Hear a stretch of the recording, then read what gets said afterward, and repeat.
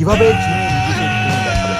Cap আর headphone লাগাইয়া আপনার জিমে ঢুকতে হবে, ফোন দেখতে দেখতে ঢুকতে হবে, আপনার চুইংগাম খেতে হবে। আপনার যদি চুইংগাম ভালো না লাগে তাহলে এইভাবে ইমাজিনারি চুইংগাম খেতে হবে এবং এটা দেখে ভাববে মানুষ, ওয়াও সে চুইংগাম খাচ্ছে, তাকে কী কুল লাগতেছে।